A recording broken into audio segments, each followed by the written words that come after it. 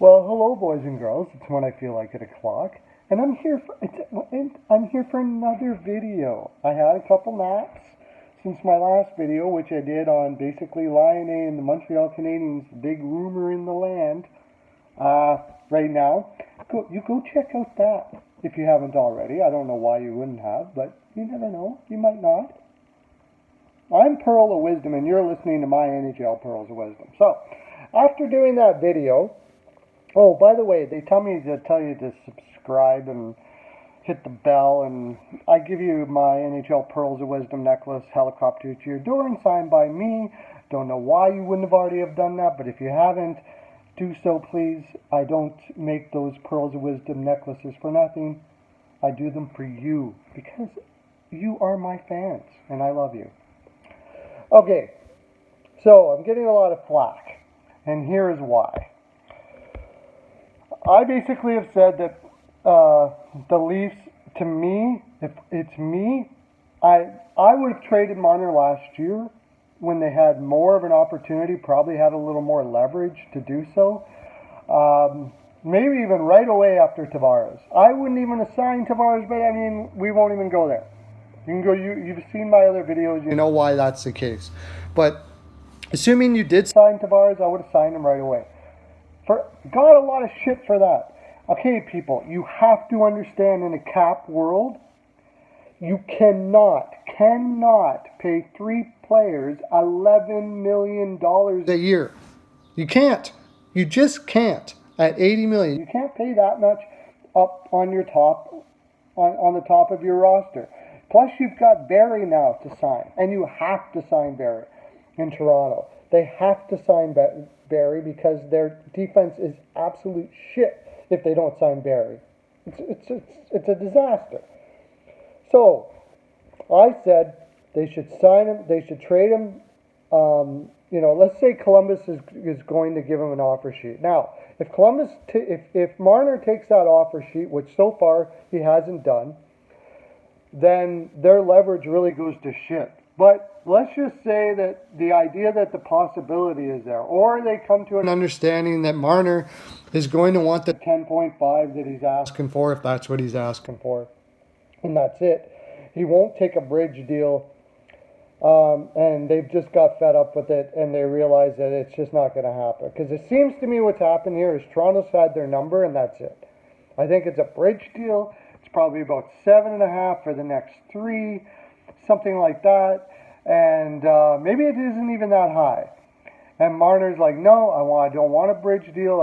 You pay me just the way you pay Tavares and that. I want security. I want to know that you're here. So there, it's possible.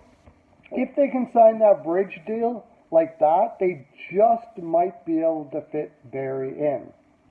But if Marner is gonna say he wants not a bridge deal, he wants his 10.5. Just like Tavares, in which he's like, why did you get Tavares then? Right? Well, this guy comes in, and we were working our way up into a great organization. Now you've traded Kadri, and you've did all this for Tavares. Tavares is what you wanted?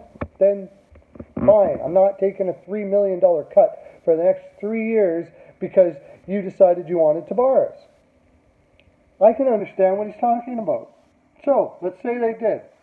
This is what the video is about. I said that they would get probably Josh Anderson, Nudavara, and Tessier if there's no offer sheet there.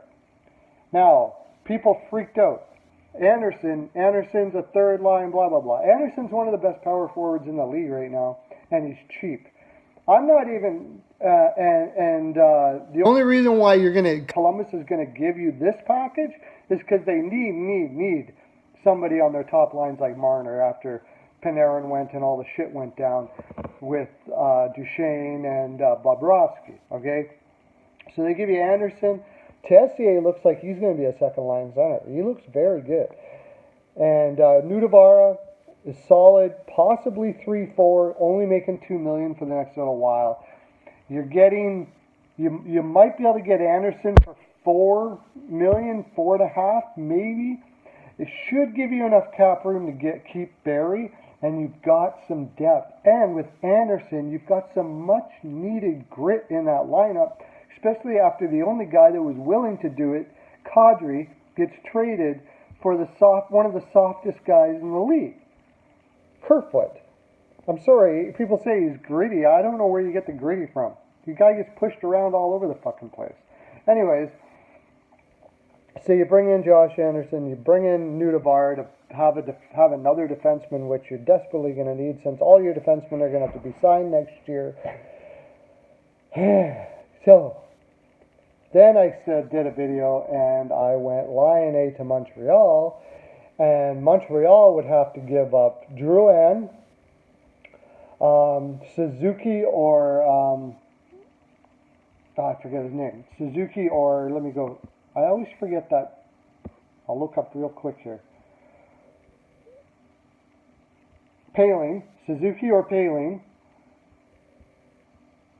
Noah Juleson, and a first-round pick. Is that a better return than Marner? Yes, it is. Is that because Laine is a better player than Marner? No, it's not. He could be. He hasn't shown it. But the reason why it is, a lot of people, what they don't understand, it's not necessarily about which player is better than the other. It's how much leverage you have. Winnipeg has a shitload of leverage.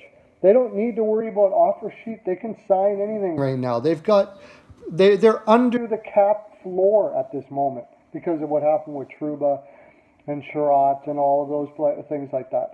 The only reason why Laine is leaving, is because he wants to, I would think. Or they don't want to pay him that much. It's just a mutual thing. But the fact of the matter is, Winnipeg can sign him at any time, and they've got tons of cap space to do it. So they're not in as poor a spot as Toronto is, where if they sign Marner, half their cap and getting Barry, and they sign Barry, about half their cap is on 4 players. This is what leverage gets you in the NHL. This is what cap space gets you in the NHL. It gets you leverage. That's why you have teams like Colorado who try to stay $9 million under the cap at all times. If they have to make a trade, it's not a desperate trade. It's a smart way to go in the cap world. Making moves like Philadelphia did, getting Hayes, putting $7 million and almost capping themselves out when they still got to get Provorov signed, is not the wisest move in the world. You see what I'm saying?